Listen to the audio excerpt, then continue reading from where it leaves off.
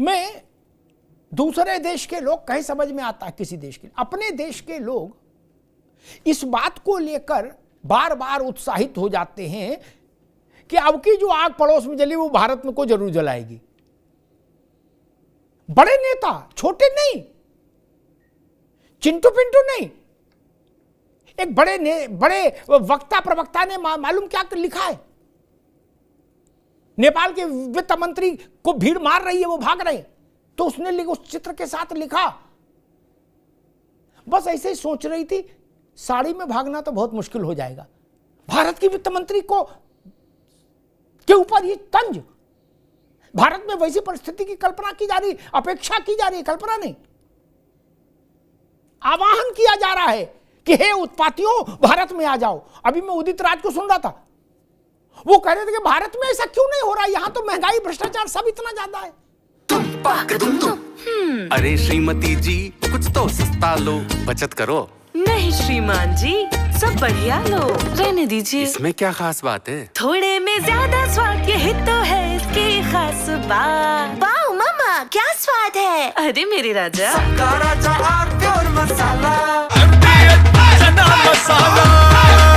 अब छोलिया हो या लोबिया, सफेद चने या काले चने, सब कुछ मजेदार बने। मतलब इस बात की तकलीफ है कि बवाल यहां क्यों नहीं हो रहा। अरविंद जी,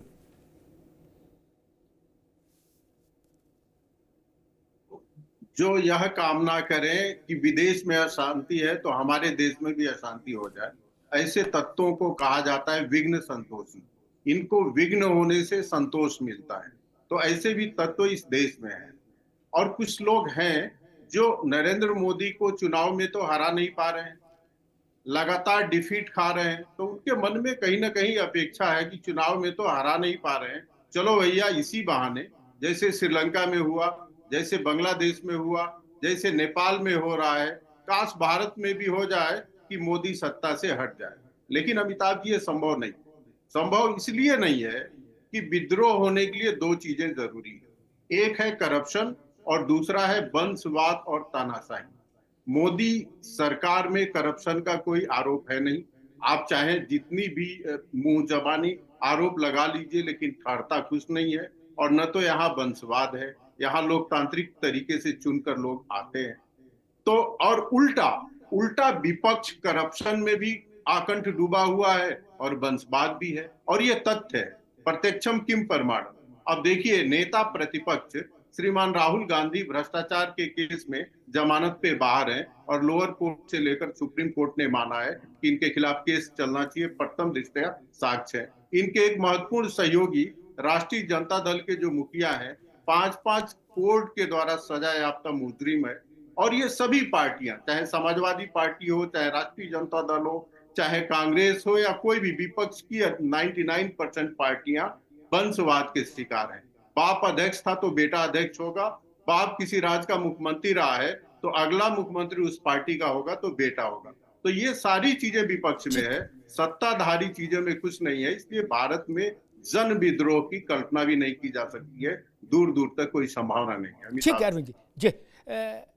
जैन साहब, 7 जिले उत्तर प्रदेश के, बिहार के कई जिले, उत्तराखंड के कई जिले, हम जहां से हम और नेपाल सीधे जुड़ते हैं, खेत में 1-2.5 फुट का पत्थर खड़ा है, बस वही बताता कि इस पार वाला नेपाल है और इस पार भारत है, बाकी तो कोई विभाजन है नहीं, खुला आना जाना है। मैं खबर देख रहा था कि 20,000 कैदी भाग गए नेपाल की जेलों से, वो बिहार के अलग अलग इलाकों में पकड़े जा रहे हैं, पूर्वी उत्तर प्रदेश के कुछ इलाकों में पकड़े जा रहे हैं। कितना बड़ा थ्रेट परसेप्शन देख रहे हैं जैन साहब आप? नेपाल में जो एनआरकी हुई उससे भारत को किन किन मोर्चों पर सतर्क रहना चाहिए जैन साहब?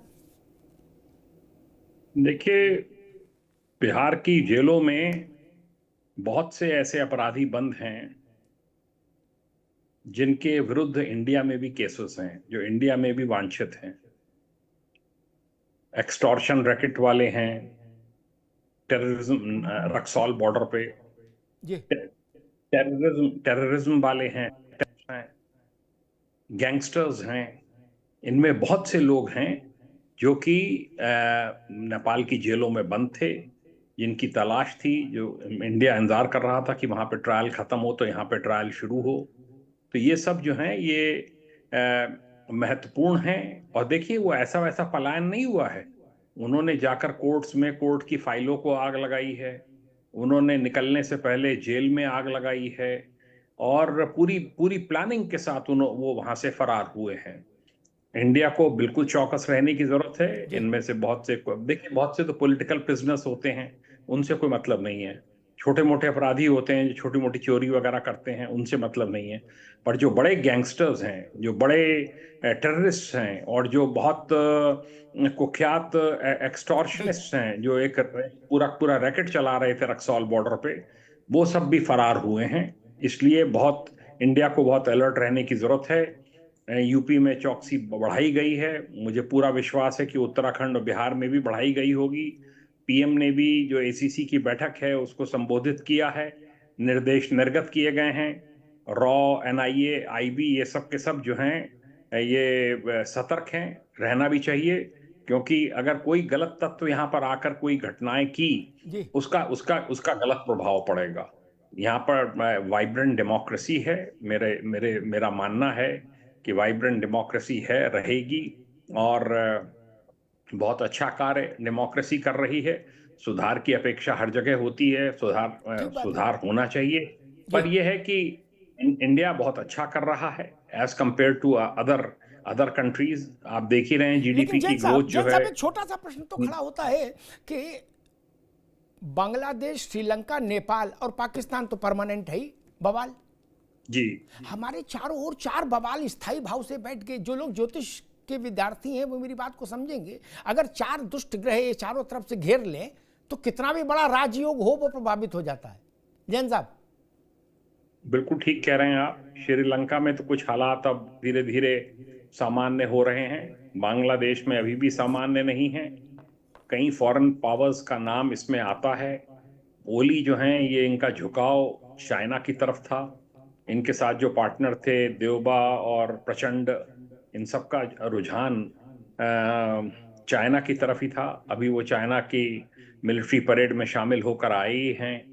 ये जो वहाँ पे एक करप्शन था अनकंट्रोल्ड, और करप्शन के अलावा जो वर्ड कॉइन हुआ है नीपो किड्स, नेपोटिज्म से रिलेटेड जो किड्स हैं, जो बच्चे हैं बड़े बड़े राजनीतिज्ञों के, वो जिस ऐशो आराम से वहाँ रह रहे हैं, विदेशों में पढ़ रहे हैं, जिस तरह की गाड़ियां इस्तेमाल कर रहे हैं, उसके विरुद्ध बड़ा आक्रोश नेपाल में था जी। और उसी का ये नज़ारा है जो देखने को मिल रहा है जी। बिल्कुल जैन साहब, अब मैं राजनीतिक लोगों के पास चलूंगा, दुबे जी के पास, फिर अनुभव जी के पास। लेकिन एक बात मैं कहूँ, जो बात जैन साहब कह रहे हैं ना,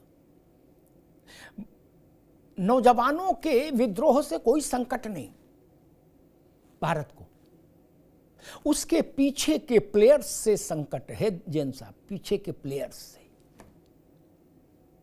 जिस भी देश में अराजकता से सत्ता बदलती है, दुनिया के 2-3 बड़े शक्तिशाली देश इस बात के लिए आपस में लड़ जाते हैं कि अगला इस देश का मुखिया हमारा चेला होगा कि तुम्हारा चेला होगा। देश की देश जेब में रखे जा रहे हैं। देश की देश मोबाइल की तरह जेब में रख लिए जा रहे हैं। ये ओली क्या थे? इनकी डोली कहां जाती थी? क्या थे ओली? जानकार कहते हैं कि ये चाइना के कहने पर उठते थे, चाइना के कहने पर बैठ जाते थे। चाइना कहती थी सो जाओ तो सो जाते थे, कहती थी जग जाओ तो जग जाते थे। संकट ये नहीं है कि बच्चे नाराज हुए और उन्होंने सड़क पर अपना आक्रोश दिखा दिया। अब जो सरकार गठन की कोशिशें चलती हैं बांग्लादेश में, वो यूनुस मियां तो सड़क पर उतरे नहीं थे जैन साहब। यूनुस को किसने बैठाला? मेरी रुचि यूनुस में भी नहीं, मैं उस ताकत के बारे में चिंतित होता हूं जिसने यूनुस को पपेट के रूप में बैठाला है। देखना यह होगा नेपाल में कौन सी शक्ति का पपेट आकर बैठता है। ये नेपाल के लोगों का तो मैंडेट नहीं होगा ना। आर्मी हेडक्वार्टर में सत्ता तय हो रही है। आर्मी हेडक्वार्टर में आर्मी वाले जाते हैं, किसी भी नेता को उठा लाते हैं जिसकी जरूरत होती है, बोले इनसे भी विचार करने वाले पकड़ ले आओ। ये चिंता का विषय है। खैर दुबे साहब, जब श्रीलंका में बवाल हुआ तो भारत में विपक्ष ने कहा कि अब तो यहां भी होगा, लड्डू बांटो। फिर निराशा हुई, लेकिन समय परिवर्तनशील है। फिर श्रीलंका बांग्लादेश का मसला आ गया, बोलो गुरु अब की नहीं बचेंगे, बोला गुड्डू लड्डू लाकर एडवांस रख लो। फिर निराश हो गए।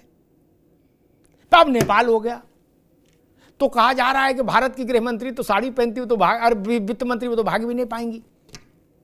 मतलब मान के चलना कि भारत में ऐसी परिस्थिति होगी।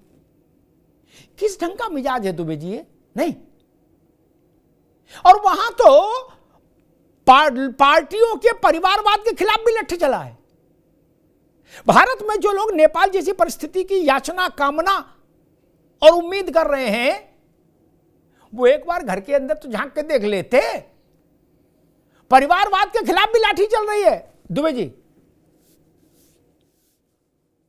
नहीं, देखिए मोदी साहब जी, चाहे बांग्लादेश हो या नेपाल, सबसे पहले तो दोनों की जो सिचुएशन थी उसमें काफी अंतर है। बांग्लादेश में एक पर्टिकुलर पार्टी के खिलाफ दूसरी पार्टी के द्वारा और कुछ लोगों के द्वारा ऐसा अंजाम दिया गया है सत्ता परिवर्तन में, लेकिन नेपाल में ऐसा नहीं है। नेपाल में आप देखिए कि कोई भी राजनीतिक पार्टी बची नहीं है, चाहे माले हो, चाहे नेपाल माले हो, चाहे कांग्रेस हो या दूसरी पार्टी हो, सभी पार्टी को टारगेट किया गया। लेकिन आप ये चीज मान के चलिए कि जब भी इस तरीके के आंदोलन होते हैं तो अराजक तत्व भी उसमें शामिल हो ही जाते हैं, क्योंकि इतना क्राउड होता है कि आपको पहचानना मुश्किल होगा कि कौन इसमें सही है, कौन इसमें गलत है। और इसमें जो गलत लोग होते हैं वो अपना स्वार्थ सिद्ध कर जाते हैं। ठीक है, अब आप देखिए कि संसद जलाई हो या राष्ट्रपति भवन जलाया हो, सर्वोच्च न्यायालय जला दी हो, लेकिन आखिरकार इसका भार किस पे पड़ेगा? आम जनता पे ही पड़ेगा ना। तो कहने का मतलब दोनों में वेरिएशन था। जहां तक हमारे हिंदुस्तान की बात है, देखिए आप इस बात को डिनाई नहीं कर सकते हैं कि हिंदुस्तान में भी हालात अच्छे, महंगाई चरम सीमा पे है। क्या आप कह सकते हैं कि महंगाई चरम सीमा पे नहीं है? क्या आप कह सकते हैं कि बेरोजगारी चरम सीमा पे नहीं है? 88.5 रुपया डॉलर हो गया। सोना 23,000 रुपया बढ़ चुका है एक साल के, लगभग एक साल के अंदर में, ऐसा बताते हैं। चांदी बढ़ गई है। आप सोचिए, सब्जी आज के दिनों में, अभी तो सब्जी सस्ती होनी चाहिए, सब्जियों के रेट बढ़ गए। कहने का तो मतलब नेपाल जैसी स्थिति हो जाएगी, ऐसा कह रहे हैं? सब्जी बढ़ गई है। हम इसको उसके साथ कंपेयर नहीं करेंगे, लेकिन हम इस बात को भी डिनाई नहीं करेंगे कि हालात मेरे यहाँ भी, बेरोजगारी हो, चाहे महंगाई हो, चाहे भ्रष्टाचारी हो, शिक्षा के जगत में चोरी चपाटी के मामले हो, भ्रष्टाचारी के मामले हो, इस तरीके के केस हमारे भी है।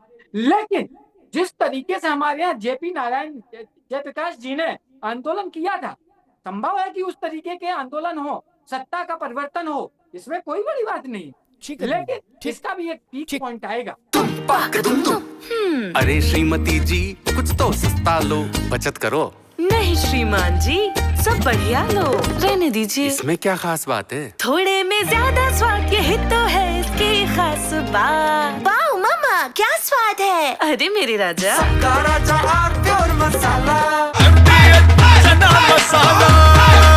अब छोलिया हो या लोबिया, सफेद चने या काले चने, सब कुछ मजेदार बने।